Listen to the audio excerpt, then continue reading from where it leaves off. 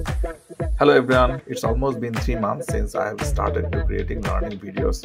Today I want to go back my 3 month journey of creating learning videos.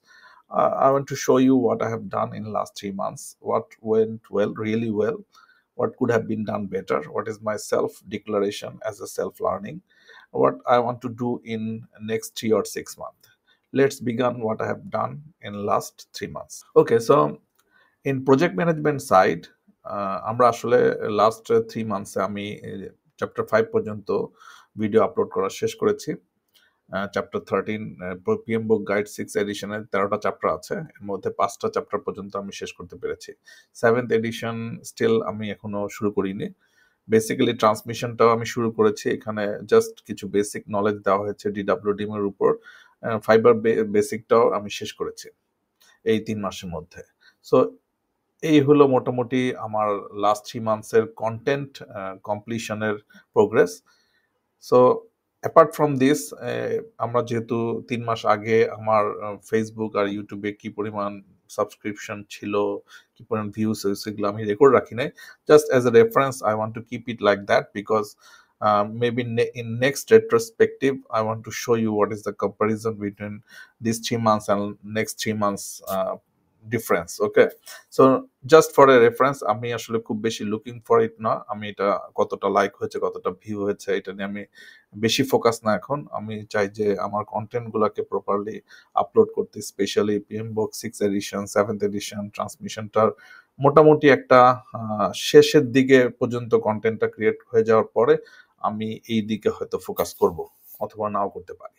ঠিক আছে, এই হলো আপাতত এই 3 মাসে আমার জাস্ট স্টার্ট। পিএমবকের 6 এডিশনের চ্যাপ্টার 5 পর্যন্ত কমপ্লিট করেছি, ট্রান্সমিশন শুরু করেছি, এ হলো আমার অ্যাচিভমেন্ট। নাও কি কি ভালো হয়েছে, বেসিক্যালি 14টা ভিডিও করেছি, 16টা শর্ট ক্রিয়েট করেছি, এগুলো আপলোড করেছি। সো এটাও পোস্ট ফ্রিকোয়েন্সি আমি রেগুলারলি এটা করতে পারছি, এটা একটা ভালো দিক। কন্টেন্ট কোয়ালিটি মানে কন্টেন্টের ইনফরমেশন নিয়ে খুব বেশি কমপ্লেন আমি এখনো পাইনি। খুব বেশি কমপ্লেন তার মানে ইনফরমেশন, তারপরে এগুলো মনে হয় ঠিক আছে। এখনো পর্যন্ত খুব বড় ধরনের কোনো কমপ্লেন আমি কারোর কাছ থেকে পাইনি। পোস্ট এঙ্গেজমেন্ট বাড়ছে, রিয়েলি বাড়ছে, মনে হয় এটা একটু আশাব্যঞ্জকই বলা যায়। ভিউয়ারের কাছ থেকে, আমি আমার ফ্রেন্ডস কলিগ সবার কাছ থেকে আমি সবসময় এই ফিডব্যাকটা পাচ্ছি যে ভাইয়া এটা একটু কন্টিনিউ করেন, আমার মনে হয় এটা ভালো হবে, এরকমই আমি ফিডব্যাক পাইছি। সো আমি এটাকে কন্টিনিউ করব। আর নিজের লার্নিং এর ব্যাপারে বেসিক্যালি আমি কিন্তু কখনোই জানতাম না যে এটা থাম্বনেল কি, কিভাবে ভিডিও নয়েজকে রিডাকশন করা যায়, ইউটিউবের মধ্যে কিভাবে চ্যাপ্টার অ্যাড করা হয়, এন্ড স্ক্রিন অ্যাড করা হয়, কিভাবে মানে অনেকগুলো ক্লিপকে একসাথে জোড়া লাগানো যায়, এগুলো সম্পর্কে আমার আসলে জিরো নলেজ ছিল। সেগুলো থেকে একটু নলেজ হচ্ছে, এটা একটা লার্নিং।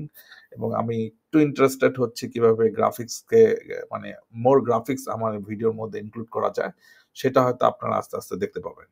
ঠিক আছে, নাও বেসিক্যালি এটা হলো ভালো দিক। ভালো দিক আমার মনে হয় যে খুব বেশি না, বাট স্টিল মনে হয় না অত খারাপ। বাট আমার মনে হয় কন্টিনিউ করতে করতে আরো ভালো দিক আসবে আর কি। খারাপ দিকের মধ্যে আমি যেহেতু আমার এখন পর্যন্ত আমার যারা সাবস্ক্রিপশন আছে সবাই ফ্রেন্ড, কলিগ অথবা টিমমেটস, সো আমি যদি তাদের বায়াসনেসটাকে একটু অ্যাসাইড করি তাহলে আমার মনে হয় যে আমি ভালোই আমি বেশ খারাপ ফিডব্যাকই পাচ্ছি। সো ফার্স্ট অফ অল আমি যেটা ফিডব্যাক পেয়েছিলাম সেটা হলো লাইট আর সাউন্ড কোয়ালিটি নিয়ে খুবই প্রবলেম ছিল। আই গেস এটা একটু ইমপ্রুভ হয়েছে। আমি আশা করতেছি নেক্সট মাসে এটা আরো ইমপ্রুভ হবে, কারণ আমি চাচ্ছি যে হয়তো কিছু ডিভাইস কিনবো যাতে এগুলা ইমপ্রুভ করা যায়। প্রেজেন্টেশনের ব্যাপারে অনেক কমপ্লেইন আছে। বেসিক্যালি অনেকে বলছে যে আমার খুব টায়ার্ড লুক লাগে, আমি কথা বলার সময় স্মাইল করি না, খুব গম্ভীরভাবে কথা বলতেছি, প্রচুর আ এই ধরনের ব্যাড নয়েজ হচ্ছে। সো ওকে, এটা আমার মনে হয় যে আমি যেহেতু শুরু করেছি এটা কিছুটা থাকবে, ডে বাই ডে এটা ইমপ্রুভ হবে, আমি এটাকে নোটিস করার চেষ্টা করতেছি। আর আমার মধ্যে যে এই যে এগুলো আছে এগুলোকে অ্যাভয়েড করার চেষ্টা করতেছি, স্মাইলি ফেস রাখার চেষ্টা করতেছি। বেসিক্যালি কন্টেন্টের মধ্যে এত ডিফিকাল্ট থিংস থাকে যে স্মাইল ফেস করে বোঝানোটা একটু ডিফিকাল্ট হয়ে যায়, বাট এনি হাউ এটা মনে হয় যে একটু রাখতে হবে, একটু সেলফ অ্যাকচুয়ালাইজেশনটা দেখাইতে হবে যাতে আপনাদের এটাকে ইন্টারেস্ট ফিল করানো যায়। সো এটা আমার মাথায় আছে। আমার মনে হয় যে আমি চেষ্টা করব এটাকে আরেকটু ইমপ্রুভ করা যায় কিভাবে। ভিডিও লেংথ নিয়ে কমপ্লেইন যে অনেক বড় হয়ে যাচ্ছে, ১ ঘন্টার বেশি ভিডিও থাকতেছে, ৩০ মিনিট ৪০ মিনিটও হচ্ছে। এটা আমার মনে হয় যে এখন থেকে আর হবে না। আমি চেষ্টা করব প্রতিটা ভিডিওকে 20 to 30 মিনিটস, মেক্সিমাম 35 মিনিটস এর মধ্যেই রাখার। এর বেশি আমি আর করব না। আর ভিডিও আপলোড কনসিস্টেন্সি নিয়ে কমপ্লেইন আছে। যদিও আমি অনেকগুলো ভিডিও আপলোড করেছি।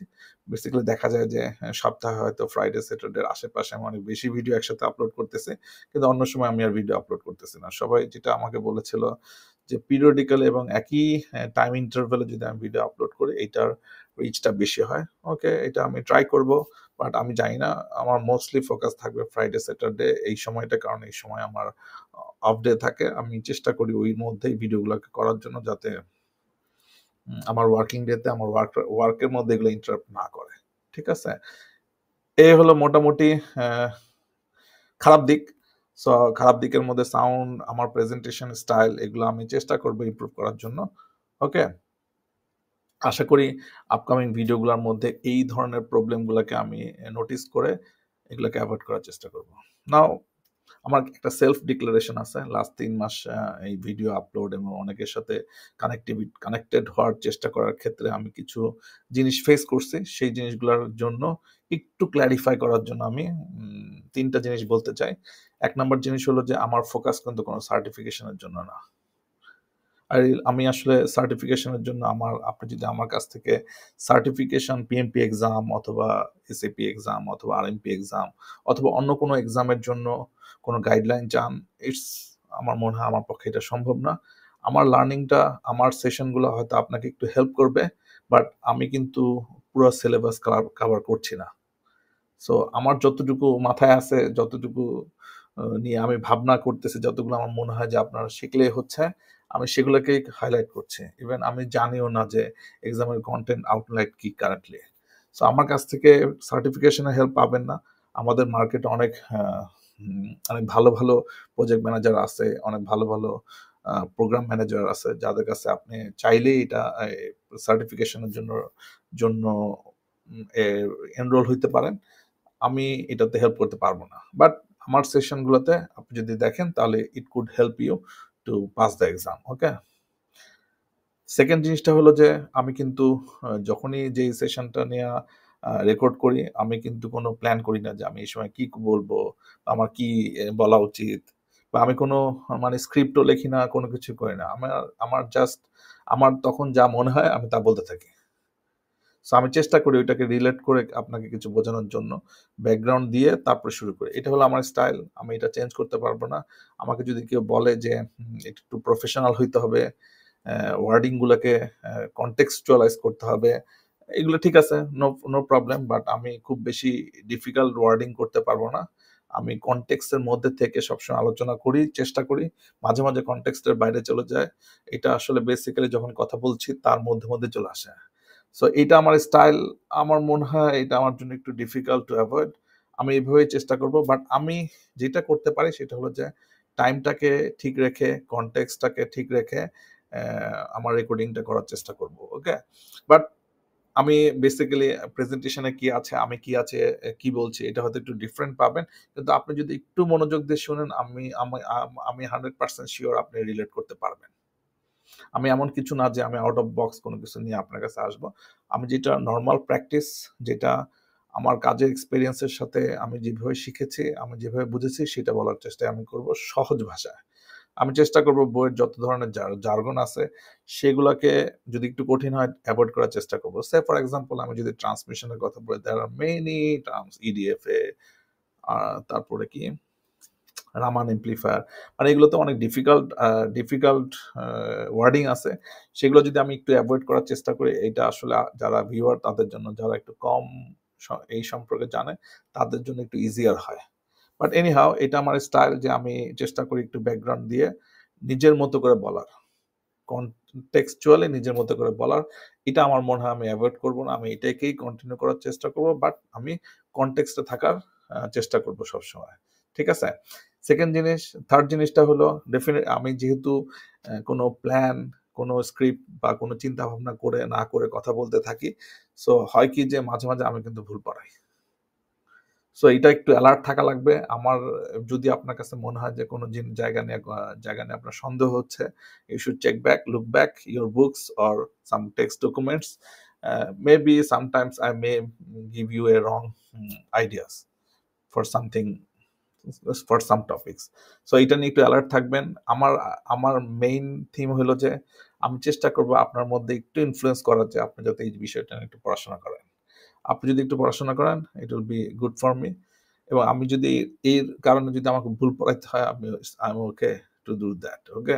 বাট এনি হাউ, আমার মনে হয় যে 95% কেসে আমি ভুল পড়াই না, মাঝে মাঝে ভুল পড়াই। যদি আপনারা সেটা আইডেন্টিফাই করতে পারেন, আমাকে বললে আমি সেটাকে কারেক্ট করার চেষ্টা করবো, ওকে?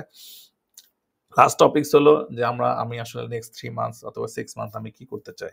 প্রথমেই পিএম বক্স 6 এডিশনটা আমি শেষ করে ফেলবো সেপ্টেম্বরের মধ্যে, ডেফিনিটলি শেষ করব। এবং 7th এডিশনটা চেষ্টা করব যে ডিসেম্বরের মধ্যে শেষ করতে।